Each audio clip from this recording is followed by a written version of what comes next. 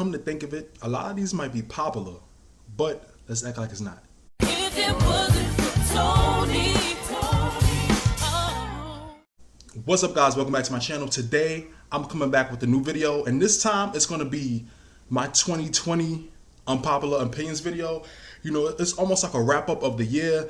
A lot of things happened this year. 2020 was a year to remember. Unpredictable. You never know what was going to happen next. You never know what was going to happen in the next 10 minutes, you know? So here's some of my unpopular opinions from 2020. I made a list. First one, I don't think enough people took COVID-19 seriously. Now, like I said, I made a whole video about this. I'm gonna leave it up here. But it's been a year since we knew about this, right? Last November, December, we knew about this. And after a while, people were just like, oh, okay. People thought it was like another, it's a stronger version of a cold. And it was, but this is, as we can see, this took on a life of its own. This was a whole new, unpredictable. Nobody knew anything that was gonna happen with this. The whole countries shut down for this. I remember my job telling us, oh, we was gonna have to be out for 2 weeks. All right, we'll see how it is. Da da da. All right, 2 weeks turned into like 6 months. Jobs, everything, jobs, schools, businesses were shut down, canceled. Companies went bankrupt. Like, this was a big deal. And the thing about it is, not enough people took it seriously. When I went on my Instagram, this is peak COVID in the summertime. People still going to Puerto Rico, traveling, going here, going there. I'm just like, now, I know about going to the grocery store, doing that. You have to get your essentials, right? Essentials, going grocery shopping and things like that. You got to do your everyday activities. This was a huge deal, but you know, life goes on. You still have to do daily activities, still gotta run errands. I feel like a lot of people was like, I'm tired of wearing the mask. I'm tired of staying in the house. I'm tired of doing this. I'm gonna live my life. That whole attitude, but it's just like, this is killing people. And if we already know, you watch the news, you was on social media, you knew the effects this was having. And a lot of people just was not taking it seriously. Still going into stores, still shopping, and I'm not talking about essentials. I'm talking about, like, do you really need to go on H&M? Do you really need to go to Forever 21? Do you really need to go to that store? Now, we know businesses need money. It's a circulation. The economy circulates. Everybody needs to buy. It's a whole the economy. You need to buy. You need to do this. And a lot of businesses, they need money for them to keep going, your favorite stores, whatever. And I know online shopping became really hectic this year, and UPS workers, FedEx workers, postal office workers, it was a lot for them. Essential workers, even, of course, nurses and doctors, it was a lot. You really need to stay. Do you really need that shirt? Do you really care about that sale? You could be in the house. And I just don't feel like a lot of people took COVID-19 seriously. It resulted in a lot of unpredictable deaths that could have been prevented had people followed the guidelines that were everywhere on the news. A year later, it's worse than it was in the summertime. You know, it's crazy. Next on my list, I felt like music was just okay this year. Like, you know, it was some new artists, a lot of people were mainstream, and it was like a new thing with music, but it just didn't move me. You know, that's why I'm an old soul. I like that 90s, 2000s R&B, some 70s, some 80s. You know, I'm like an old soul. Like, that's why a lot of people are like, oh, give it up, it's over. You know, it's a new generation, da da da. But it's just like, this new music, you ever listen to the biggest artists now? You be like, damn, what happened to music? Like, this is what music came to? I'm like, yeah, you know, a lot of people went up for a lot of artists this year, and there's some new talent. And so I tell you, I say this all the time. Some of the best talent are the ones that's not mainstream. You just gotta find them, you know? And it's hard, but they're out there. But music was just okay this year. And I'm talking about like the new releases. That's why I'm an old head. I'm an old soul. 90s, 2000s R&B is always gonna be my favorite. And that is what it is. The whole Megan Thee Stallion situation, with Lane's shooting her and everything, I do believe he shot her on purpose. Like, this is just gathering evidence. Now, he might have been drunk. He might have been out of his mind. He might not have been mentally stable, but I do believe he shot her on purpose. Maybe they had an argument, you know. And with that, I feel like Megan needs to watch who she hangs out with. I feel like a lot of people say this, but I feel like Megan is too out there. She's too open. It's like, okay, we get it. Dude, I'm happy for her. I'm proud of her because she's becoming mainstream. She's getting an audience. She did a song with Beyonce, Cardi B, and she's getting bigger and bigger as the months go on.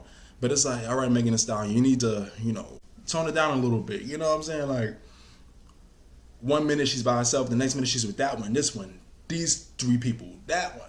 She was all the whole summer, high girl summer, right? It's supposed to be stay in the house summer, stay in the house girl summer. She was all over the place, all in the clubs, sharing bottles. It's like, Megan, do you know it's a whole pandemic going on? Like, what are you doing? Fame, especially the fame she's getting, it's a lot to adjust to. And I feel like she got people pulling her in all different directions. But like, Megan, calm down. And another topic with Megan is, I said this in my last year's Unpopular Opinion. I'm gonna leave right here.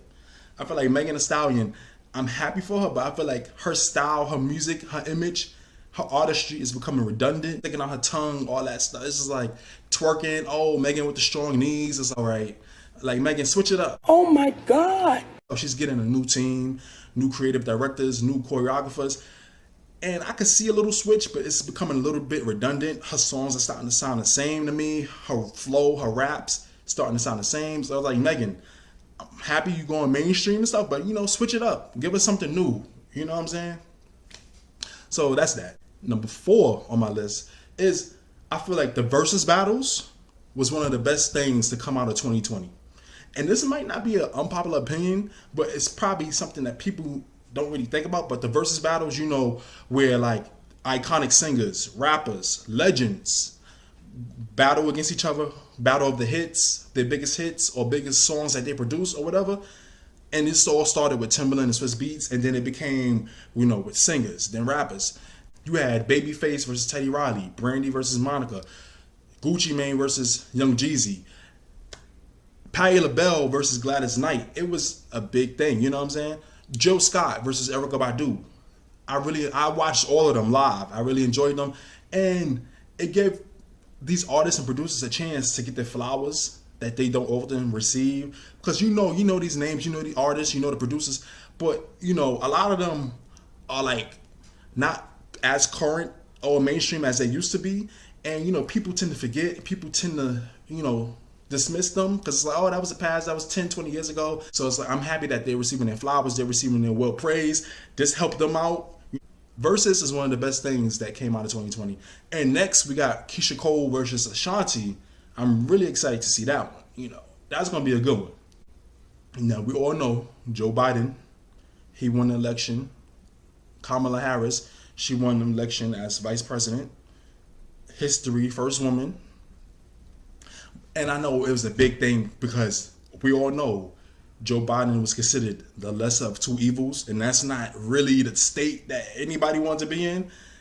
But compared to Toupee, y'all know who I'm talking about. Compared to Toupee, he was the lesser of two evils, and we just had to get Toupee out the office. We know that. We had to get Toupee out the office.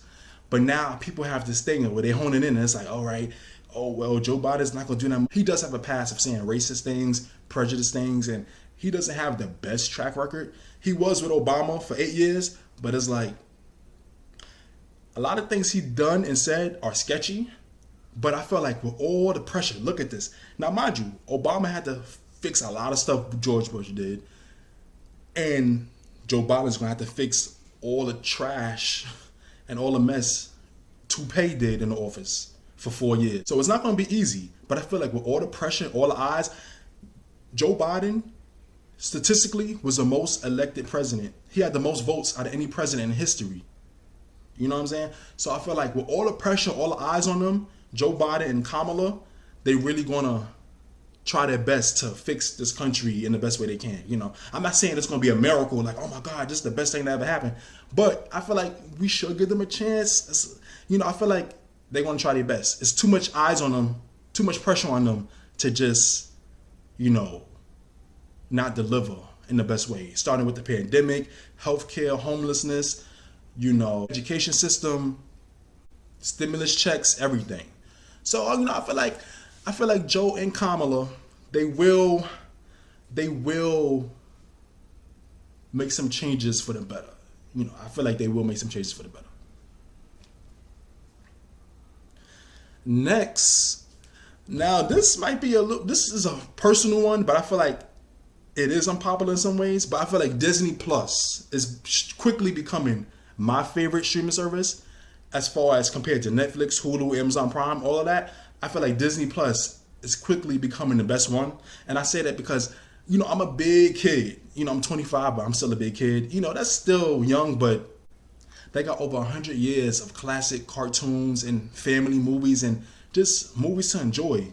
And the thing that gets me is the rewatch value in them. And if you didn't know, a couple of days ago, Disney Plus made a whole announcement of all the different shows and things coming, the new shows, old shows, everything that's coming to the streaming service in the next 2 to 3 years.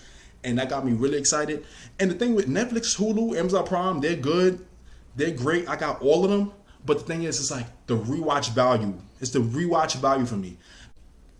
And I'm a huge fan of animation.